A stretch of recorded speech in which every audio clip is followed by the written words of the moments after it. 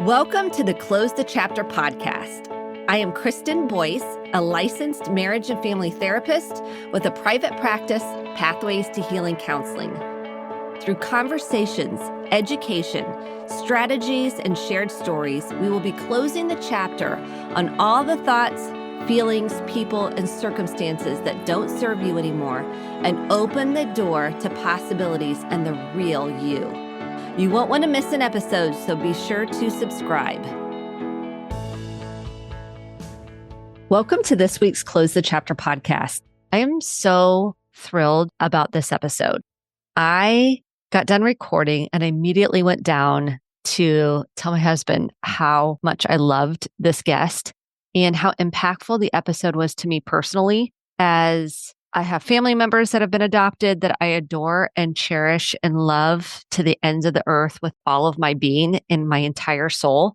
And I've worked with many adoptive clients, and this is such an impactful interview. If you are interested in learning more about adoption, what it's like for the adoptee, and the emotional impact of it, and this isn't to disregard any of the adoptees' families. As a matter of fact, it's to celebrate them, and that the hole in the soul is deep.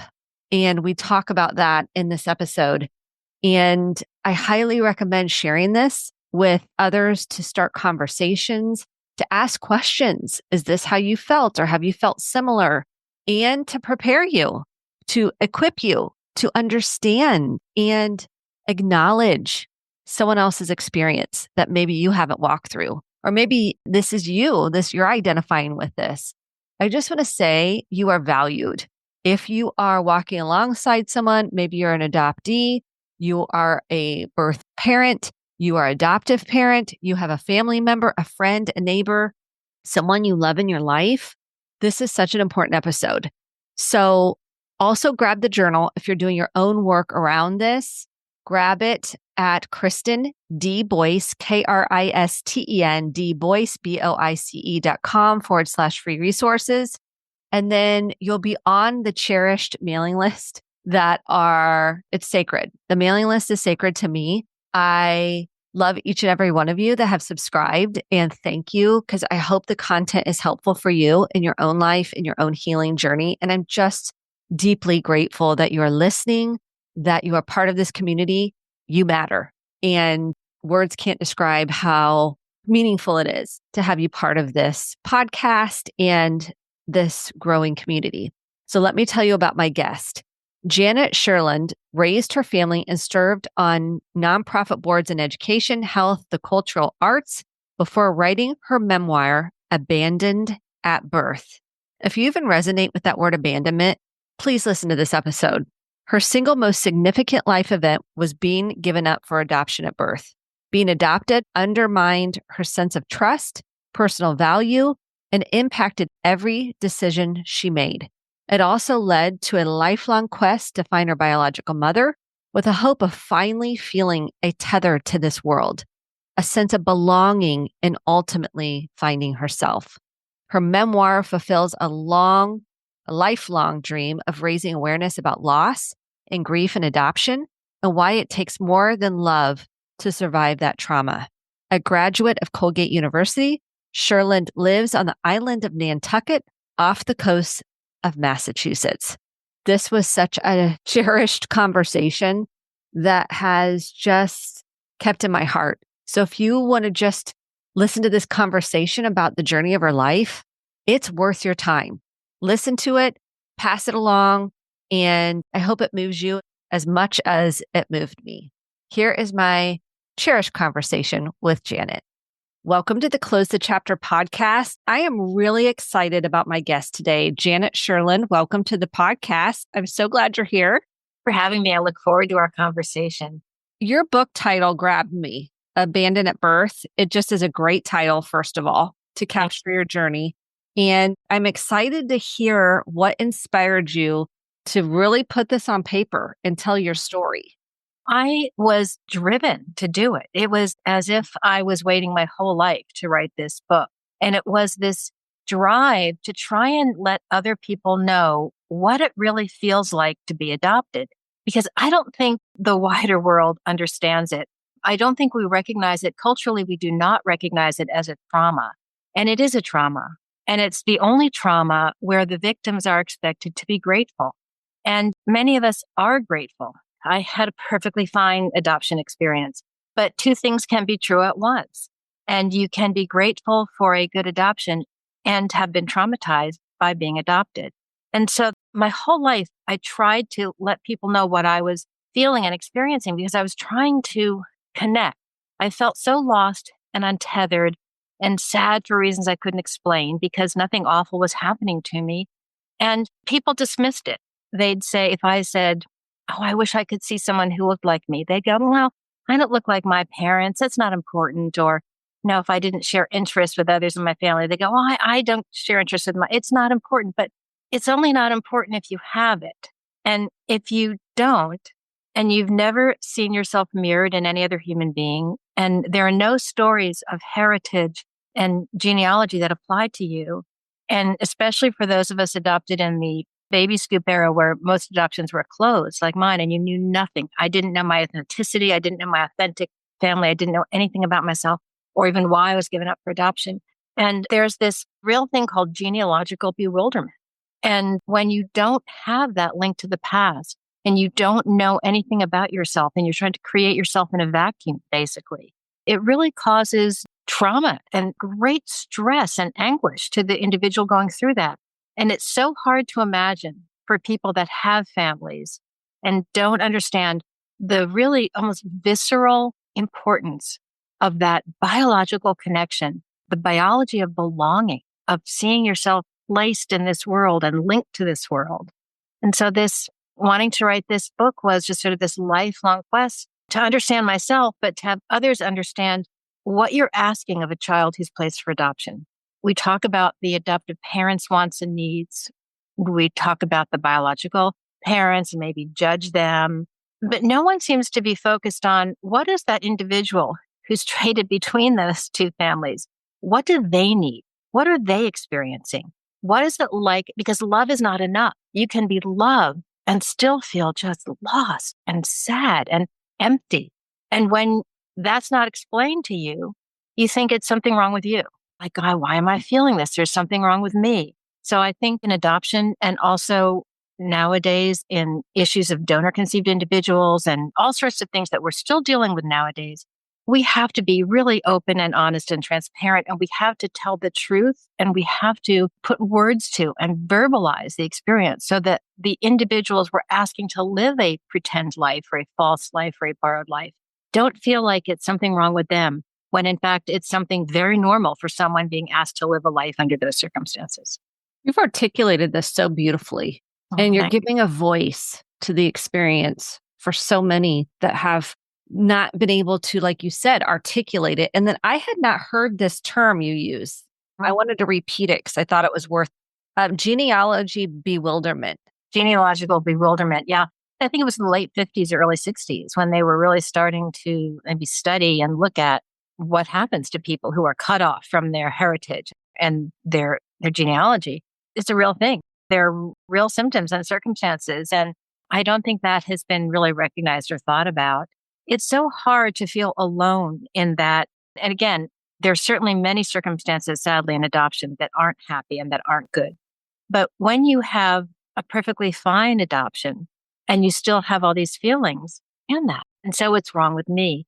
And I also think that being more open and transparent about this is also better for the adoptive families in general, because I'm sure there are times that adoptive parents feel that disconnect too. And they think, is there something wrong with me? Or am I not parenting right? Or people aren't understanding what they're feeling. And what they're feeling is such a natural human disconnect. And no matter how much you love a child that you're raising, that's not your own, it's someone else's child. They're going to grow up looking like the family they were born to, not the family that adopted them. They're going to have interests and personality traits that aren't recognized in the adoptive family.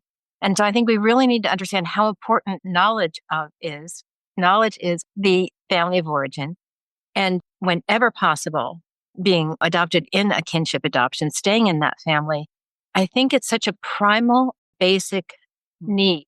And when people are concerned, they say, oh, well, a lot of times in a biological family, there's illness or problems where the child shouldn't be raised in that family. And that's really an exception to the rule. That's much rarer than simply, especially nowadays, they don't have the resources to take care of a child they'd like to take care of, they'd like to keep. And in fact, our country spends 10 times more on keeping kids in foster care and putting them in stranger adoption than resources to help keep them in their family of origin.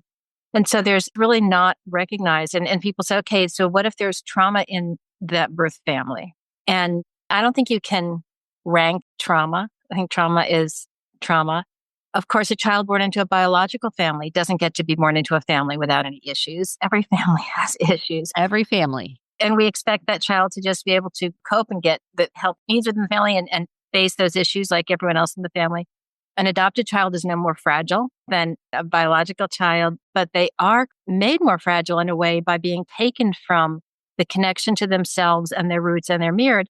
And that primary disconnect leaves them more vulnerable and less strong and weaker to face the challenges they're going to have to face as an adoptee with a borrowed identity and borrowed family. So while you can't rank trauma and you can't say child being raised in maybe a biological family where there's lots of challenges, and I just question, I don't know the answer to this, but I said, if that fundamental connection isn't severed, is that individual better able to cope with the other traumas that come along? Who knows? Ever that when you create trauma at birth or shortly after birth that is residing in that person and causing that person to struggle so much to form a sense of themselves, to integrate themselves and form a separate and whole and healthy identity, then you've really undermined their strength to handle anything else that comes in life. And they also aren't seeing other family members dealing with these things.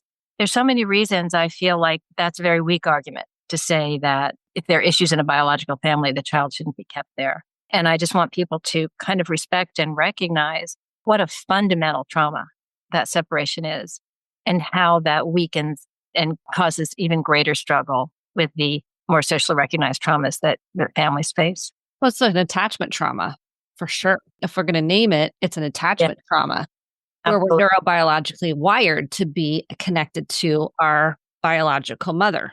In utero, you hear her voice, her rhythms, the smells. There are all sorts of things that we don't recognize in ourselves as human beings that we recognize in animals. Animals recognizing their own by smell, or we don't even know sometimes how they can recognize them. But a baby knows its mother's voice and sense and smell at birth, and it knows when it's being handed to strangers. It's like if I said to you tonight, I'm going to take you to the nearest house of someone you don't know, and I'm going to leave you there for the rest of your life. Now, they're really nice people.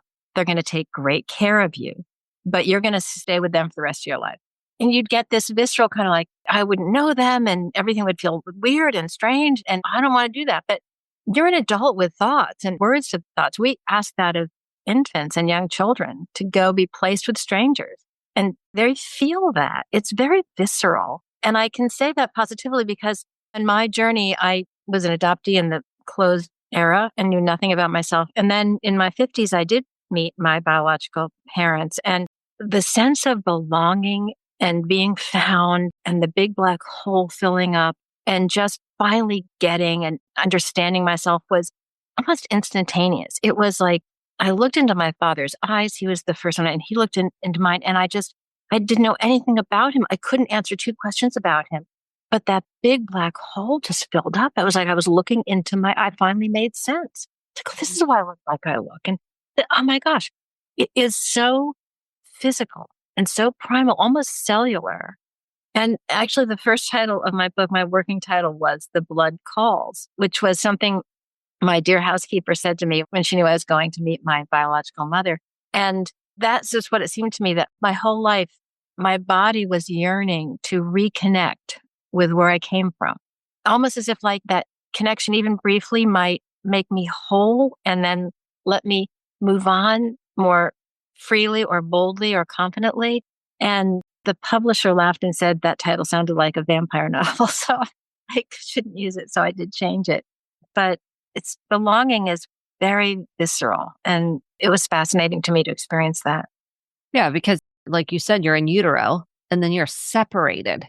Yeah. Body remembers. We think that the body doesn't remember. It's like the whole Dr. Basil van der Kolk book, The Body Keeps the Score. The Absolutely. body remembers.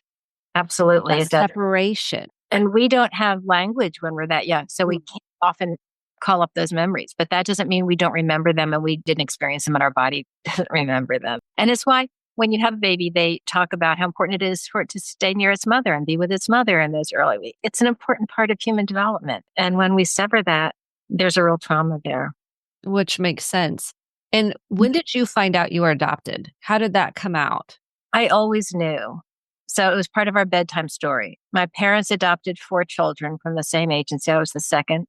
And our bedtime story was included going to the agency and picking us up from the cradle. And it was never a big reveal. It was just always, we didn't understand what that meant really, what adoption meant, but we always knew we were adopted. And I also knew that I didn't know anyone else that was adopted in my little hometown. So it did feel different. And we didn't talk about the feelings and back then no one was really educated on it. So it was not part No of one knew about attachment and John Bowlby's work and Right. Ainsworth work on attachment. Right. No knew that. Yeah, Yeah. how critical it is to process those feelings And it and was have just, them acknowledged. yeah, it was a different time. People didn't talk about feelings in general as much either back then. But that didn't mean we weren't experiencing these things and weren't being really deeply affected by not talking about it and not understanding it. And I'm so glad that the conversation has opened up now and people are really talking about it and listening. And it's really important. As I said, going forward, we have people struggling with identity who are donor conceived individuals. And, we have discussions about reproductive right. And there are so many things in this world currently that really reflect the struggle and about identity. And we need to understand, learn the lessons of those of us who had our identities taken from us when we were defenseless for it. And in 40 of our 50 states, the records are still sealed. Like in my home state of New Jersey, while I took my own journey and did meet both of my biological parents, my birth records are still sealed. So we have legislators saying, you don't have the right to know your story of origin, your family of origin. And yet I'm 70 years old now.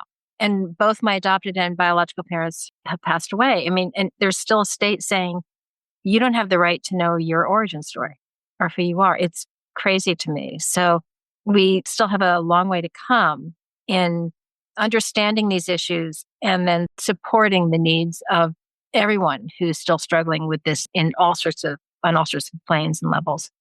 Yes, because you're longing for that information to understand yourself more and you're craving to know that information. Yeah. It's kind of what I'm hearing you say. Like, this is like a visceral longing. It's a great craving and longing. And yeah, a lot of us who are adopted talk about the big black hole at their center and how you just feel like you're just sort of desperate to fill that up and to get rid of that emptiness and that sadness. And yet you don't know, what it's going to take, but there's almost intuitive, instinctive drive that says, but if I could just see where I came from, if I could just meet that person, if I could just see that, I would understand it and that big black hole would go away, which indeed it does. I think when there's such a big part of filling that big black hole, which is understanding yourself, who you are, where you came from, and seeing all the things that are biological, the interests, the gestures, the humor, the taste.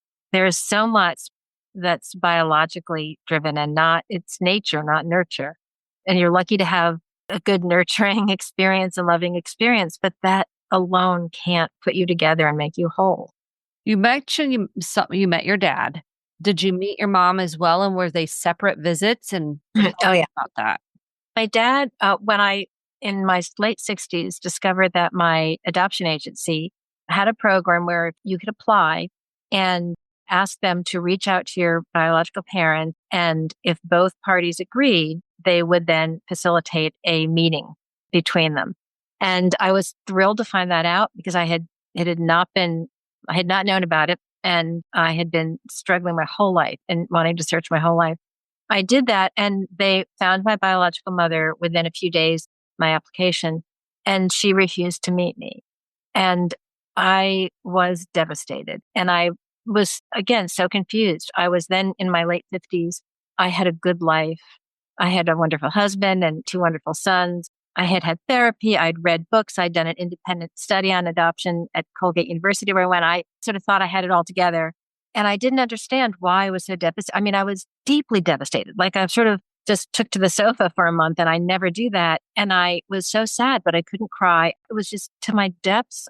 And I finally reached back to a great book, The Primal Wound by Nancy Verrier, written back in the 90s, but still, I think this is the best book on the adoptee experience. In the back of the book found these words that said, if as an adult, the adoptee is rejected again by the birth parent, all that birth trauma, all those Abandonment wounds. this comes to the surface and it's even more devastating. And that's what I'd been going through without realizing it. The adoption agency was very upset and shocked. It's just so rare that a biological mother, birth mother, didn't want to meet her child. I mean, the research I had done in college said 96% of birth mothers want to meet the child they gave up, even if it was a result of rape or some horrible circumstance. So this was a real shock. And they asked me then if I'd like to meet my biological father. They had his name, which was very unusual because in the 1950s, when I was born, the fathers had no rights. And I reluctantly agreed, thinking, well, I knew he didn't know he had fathered me. So this gentleman did not know that his high school girlfriend had gotten pregnant and had a child because it happened after they'd graduated and she and her mother then left town and never went back. He literally didn't know.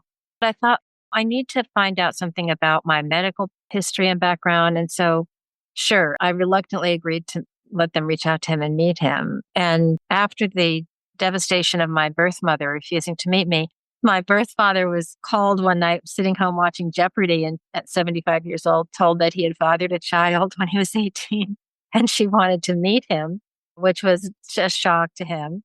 But he ultimately said, if she's my blood, she's my daughter. Of course I want to meet her. And I know we met a month later and it was that instantaneous, this looking into his blue eyes and he was looking into my blue eyes. And there was just this, it was just so hard to explain, but it was just that big black hole, just ka-chunk, it just filled up. And he also looked just like our oldest son, who we never knew who Will looked like. And it turns out he looks exactly like his biological grandfather. And they shared so many interests. And it was just amazing. As an adoptee, I had both experiences of search. I had a great reunion and I had a very painful rejection. But 5 years later, I did ultimately meet my birth mother. She decided she changed her mind? No, what I did is the agency kept telling me to reach out to my siblings. She had had 5 children after me. She'd gotten married within the year of having me and had 5 children. And I didn't reach out to them for 5 years because I didn't want to throw her under the bus. Sadly, the real truth of it is I didn't want to make her mad at me. And so I didn't reach out to them and didn't reach out to them. And finally, I got mad. I was reading Joan Didion's Blue Nights, and she was saying some things in there about her adoptive daughter and her finding her biological father that just made me mad. And so I sent them, the 5 siblings who all live near me in New Jersey, a letter introducing myself and telling them I existed and I'd like to know them. They were shocked beyond measure, but we had a wonderful relationship. They were so welcoming and warm, and they ultimately, I think, finally convinced our mother to meet me. And how was that? It was cold, could not let go of the shame that she had experienced by having me. And she had not been a warm mother. As they said, she wasn't a great mother and she was all business. And she never dealt with this and probably some others. She was not a good mother to them. And they said, you're the lucky one not to have been raised by her. Oh, but wow. I met her about 3 times. And she did it, I think the first time was alone. And then after that, it was always with 1 or 2 of my sisters. She just couldn't go there. She just couldn't accept me as hers. And she passed away, and that's still painful. I mean, I won't lie, but the search that I was driven to do, and not everyone does. I mean, we all deal with trauma differently, and some people numb it and some people avoid it, and some are just driven towards it. I always felt like finding the answers was going to solve it. For you, it's going to be helpful for you. You felt this need to know. Yeah. Felt the need to go towards it and find. And it did help. I mean, the understanding and appreciation of the sorrow and the grief I had experienced as a child without understanding it, and the disconnect and the loneliness, it all made sense and it all came together. And seeing myself in my biological father and my biological mother. I mean, I also saw myself in my biological mother. And yes, it wasn't pleasant, but there were some good cautionary tales in there. It's like, oh, that aspect of me maybe actually is in me and I don't like, okay, don't let that take hold. There was some good life lessons there. And so by piecing myself together, by all the reading I did and the education I got and the therapy I got, and then going there and facing the biological reality and meeting them and taking those pieces and taking them on. And then the work of integrating, okay, what's the biological me and what's the adoptive me? Because I have one foot in all these families, but I don't really belong in any of them. Then that integration to really sort of piece myself together. And then ultimately the feeling of this is like grief. You Yes. never get over it, but you learn to live with it. You accept it and you walk alongside it. But that's so much more of a healing and better and stronger place than I ever was before. And even the pain of kind of facing it and talking about it and going there and you have to feel it all and you have to integrate it. It's not easy. And I always tell people, get help. Don't do it alone. If you can't afford therapy, seek out someone. And right now online, there's so many communities where you can reach out to, and there are people talking about the feelings and talking about where you can get help and talking about books that will help you and getting that help and processing it all. I feel stronger and more authentic than I ever have. And I only wish I had a really good life and was able to do a lot of wonderful things. But I still think, wow, what if I had felt like this when I was 20 instead of in my 60s? What else could I have done with my life? But this was my journey. And at least I'm here now. And I'm very grateful for just that, I don't know, inborn drive to kind of, the only way out is through. And I really believe that. And I certainly encourage anybody facing any kind of difficulty to get some support, but go there because you will come out the other side and you will be happier and stronger for it.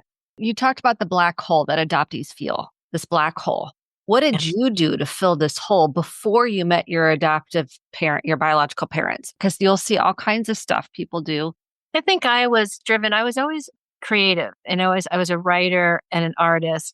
I think I always had this drive to try and connect somehow and to connect on that feelings level. So I would do art and I would play the piano growing up and I would write. And I was always trying to make that connection. And I also stayed very busy, as many people do. I mean, I was always the person who took the leadership roles and things and did things. And I kept a lot of the feelings at bay by just being very busy. And this is another point I'd like to make. Adoptees often have two ways of coping. One is by being a rebel and pushing back and always testing the waters and testing the boundaries. And the other is trying to be perfect so that you guarantee your spot in this family. And unfortunately, I took that tact. I was so insecure as a child that I just wanted to be perfect and do whatever my adoptive parents wanted so that I'd be safe. And when people tell me that they say know a family where they have adopted children and those children are just perfect and they're just great and they're just wonderful, I say that's often a red flag. Like that person, that child is not safe to be authentic and real and to have negative emotions and talk about their needs. That is not good. So I don't think people who try and be perfect or be pleasing, always be people pleasing, and never mind being a woman. And we tend to do that anyway. But those traits I see are weaknesses and are red flags that this person needs help and support because they don't have their own strength. So I think that's how I coped in two ways. One, trying to always please everyone around me and also kept trying to make some kind of meaningful connection through art. Yeah. So that's what we call an anxious attachment. Because if you like, I love attachment work Yes. because that's really what it is. It's an attachment wound. And you're trying to gain the security that you long for at the very beginning of birthing process and even in utero. Yeah. And I was late. I was very attached to my parents and long past the ages where most kids are becoming more independent. But I was so anxious and just those attachments were so important to me that I just wanted to cement anything I had and you know new things and strange things and that were very difficult for me to take on at a time in life where most kids can experiment with things and push the boundaries of their independence. I didn't have that strength then. So I feel like there are lots of opportunities I wasn't able to choose and take in life and lots of paths I didn't follow because I had this wound that I didn't understand and I needed to heal that. Thank you for sharing that because I think a lot of adoptees feel that way. They feel like it's harder for them to separate developmentally. And Yeah. so they feel some shame around that. Yeah. And it's embarrassing. First of all, and never mind when you, especially you're a teenager and you're like scared to go away for a weekend or go on a big trip or something. And you're thinking, wow, everyone else my age is doing this. What's wrong with me? It's just really, it's embarrassing. You feel very sort of infantilized by that. I'm so glad you're sharing it because somebody listening can go, oh, you're normalizing. Yeah. It's one of my experiences. I love the book title, Abandoned at Birth. I mentioned that at the beginning. The word abandoned is a word that comes up with a lot of people, especially adoptees. Yeah. I was sitting when they said you can't use, the blood calls, you need another title. I went, okay, what would allow people to understand what this book is about when they just look at the cover? And what is it that I'm talking about here? And I was really noodling on that for a long time. And then just one evening, it said, what I felt was that I was abandoned at birth. And I was. My birth mother never looked at me, never touched me, never held me, never helped in any way, never even looked at me in the hospital. And so while I wasn't left in the street, I was left in the hospital alone until they could arrange for an adoption agency to come and take me. And it was this just emotional and physical kind of abandonment. It just seemed to fit what I was trying to talk about, that feeling of being abandoned at birth and so helpless and so scared. And I thought someone looking at those words might get that just momentary visceral reaction of a helpless infant alone in the world. And that's how I felt. That's what I was experiencing at that time. That makes a lot of sense. And I think that's going to pull people in to normalize what you're saying, this black hole. I think the black hole is attached to that abandonment.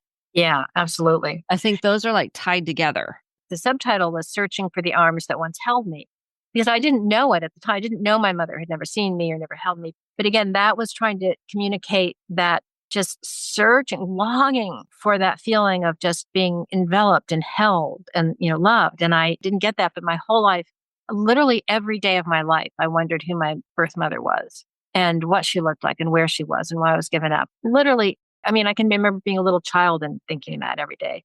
And so I thought that phrase might really help in having people just get that longing or sort of feeling that longing.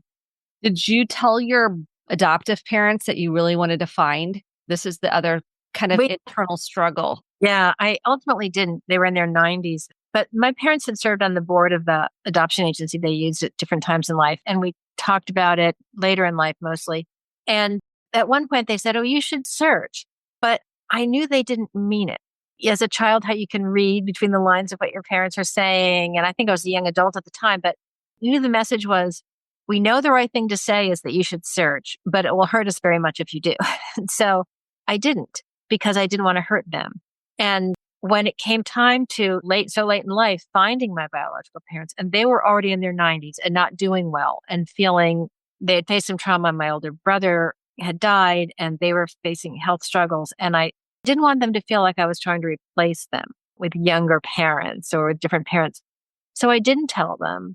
And that was hard for me not to tell them, but it wasn't about them. It was about me. It was about me finding myself. And actually, the experience that I went through made my heart open even more to them and appreciate even more what they had done for me. And my heart opened and even bigger, even though I was very close to them and always caretaker of them and our family. But my finding my biological family actually made me an even better adopted daughter. It was interesting. And I was sorry they couldn't share that with me, but I think it was just too late in life. Yeah, that makes sense. That expanded you in a different way towards them. It expanded you in all ways, even how hard it was meeting your biological mom and someone. There was a reckoning there too, it sounds like. Yeah. And also with my adoptive parents, I never could see myself as a part of another family. I wasn't my adoptive parents' child, and I knew I didn't really look like them or act like them, but I didn't have any sense of myself being a part of another family. After I met my biological parents, I could see that I was so clearly Larry and Shirley's child. I had a greater understanding and appreciation of my parents raising someone else's child and wondering if they looked at me all the time and wondered whose child I was or wondered about those parents or anything. And they loved me. They absolutely loved me. But it was easier for me to see myself as someone else's that they was raising instead of just knowing myself to be their child, but knowing I wasn't really their child. I don't know. It's hard to explain. And there's that gratitude that so many of us have as adoptees who So it's very hurtful when people don't want to hear your story and don't want to hear the truth and just tell you should be grateful for the life you were given. Because, yeah, and that gratitude like stymied me my whole life. My Mm. gratitude made me Well, then not, you're a bad person if you're not yeah, grateful. And you, like you said, it can be an and in both. yeah, that gratitude didn't allow me to be a full human being growing up with negative emotions and other desires and wants outside of theirs. And then I didn't write this book until they both died. Now, I had been wanting to write the book for many years, and I had been writing bits and pieces of it my whole life. Whenever something major happened, I was writing it down. So I'm so glad I captured it in the moment. But I didn't finish this book and publish it until they were gone. And the real reason, I can give you all sorts of other life excuses, but the real reason is I didn't want to hurt them. And so that gratitude really hurts those of us that live under it so much. I'm grateful for them and I'm so glad I was loved and all that. But there was also a lot of loss there, me and myself and my needs and my wants, because I was so grateful to them for what they gave me. This just came to me. I think what you're saying, what I hear you saying is then you abandon yourself in a Yeah. way because you don't want to upset them or hurt them. The gratitude is it almost like kind of abandon your truth in how Yeah. you felt and all Yeah. of your emotions, the ones that you weren't supposed to Yeah. be having. As old as you get and as educated on it as you get, there's still this just primal feeling of something is wrong with me. My mother gave me away. I wasn't good enough. I wasn't Mhm. wanted. And no matter how you understand the circumstances of your birth mother or either know that or come to know that, no matter how much you learn, there's part of us as human beings that just never get over that initial feeling of rejection and not being good enough and abandonment. And we all feel that in different ways during, not just adoptees, all of us, I think, have those feelings throughout life of being not good enough or rejected or abandoned. And they're very painful. And certainly children always take those negative feelings and say, it's my fault, something I did. There's And something wrong with me. yeah, There's something defective about me, and that's why. Even though intellectually you might know something yeah, different, but the right. body's telling you something else. And it's like I said, the rational and the feeling, they can be really at odds with each other here. You can get it. You can totally get it. And yet there's something in your brain saying, I get it. I understand the circumstances. I understand the cultural circumstances, the time, or I understand the socioeconomic circumstances now. But your heart and your gut and your soul are just, they don't get it. They hurt. It's They're, hard to comprehend it. and that old line about, oh, someone loved you so much they gave you away. It's like, what? You give someone away when you love them? I don't know. That doesn't really, that doesn't really That didn't jive. resonate for you. Yeah. There's so many questions I want to ask. I like, oh, everybody get abandoned at birth because I have two my niece and nephew are adopted. And so I think anybody in families where there's adoption, please get the book.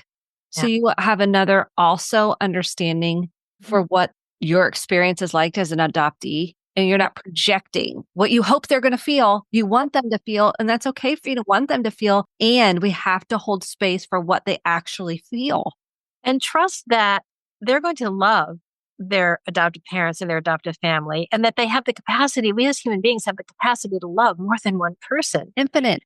It would have been so much more helpful to know growing up, well, you came from this family and this is what they were like, and maybe have pictures of them or not possible to meet them, to be able to place myself in reality and to have parents respect them, to not talk derogatorily about them, to say, oh, and because you're one of them. And so if you have adoptive parents who paint a negative picture of the birth family, the birth parents, you're really painting a negative picture of the child because they're of them.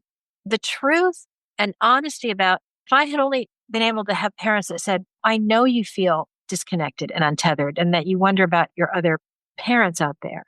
And we'd like to support you in that. Maybe they didn't know how to help, but if they just put words to it and said, we love you so much and we're here to help you and we understand you must have those feelings, then I wouldn't have felt crazy or alone. I would have felt like if they trust me and trust our love enough to be able to speak to this other relationship and family, this is really strong. And these are the people that are there when I'm sick. They're doing the work. But I really wish we could understand that there is infinite capacity for love and that an adopted child is not going to abandon adoptive parents unless they're abusive or awful or negligent. But that's true in any family, biological or not. But yeah, I think talking about it and not being afraid to acknowledge the feelings and to allow your children to speak them so they feel that this is normal reaction to a situation where you are somebody else, but you're being raised as this person with us. That's a horrible thing to ask a child to do. Lie your whole life about who you are, basically. Pretend you're someone you're not. It's a terrible thing to ask a child to do. Hallmark movies praise that and think love's all you need, but it's not for the adoptee. Yeah, I was so grateful for you and sharing your story. What has been the most impactful book along your journey in this life? It doesn't have to be related to this, but does anything come to mind? Well, that, like I said, the primal wound, as far as allowing me to understand what I had been feeling was normal and appropriate in the situations, that really was a very healing book for me. And otherwise, I was both a English and fine arts major. I love to both write and read and paint. And so I tend to love very visual authors. And, Maggie O'Farrell right now is someone who I just can't get enough of her work. It's just luscious and beautiful. And I'm just in awe of how she writes. And so I'd say for right now, my favorite is Maggie O'Farrell. Awesome. Thank you. Is there anything you wanted to say that we did not cover that you think is important? No, I think you covered a lot. And thank you so much. And I know I prattled on a lot, but I get so passionate about this.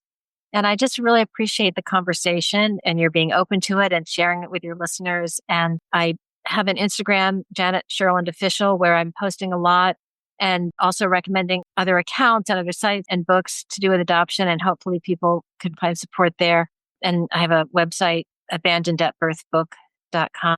And I hope that please have people, if they read the book and have more questions or want more resources, don't hesitate to reach out on one of those platforms. And I always try to be responsive. Thank you so much. And your website is amazing. So anyone, you have a resource, a ton of resources. So if you want more resources, please go to Janet's site. It is filled with so much great information. Thank you for the work you're putting into this world. I am so grateful for you and sharing your story. I learned a ton today, and I know it's going to be impactful to my listeners. And thank you from the bottom of my heart. I can tell how much work you've done, by the way. You've done so much work and it just flows from your spirit. So I just wanted to acknowledge that as well. Thank you so much. And thank you for the opportunity. Thank you for being here. Thank you so much for listening to the Close the Chapter podcast. My hope is that you took home some actionable steps along with motivation, inspiration, and hope for making sustainable change in your life. If you enjoyed this episode, click the subscribe button to be sure to get the updated episodes every week and share with a friend or a family member. For more information about how to get connected, visit Kristen, Kristen, Boyce, Boice.com. Thanks and have a great day.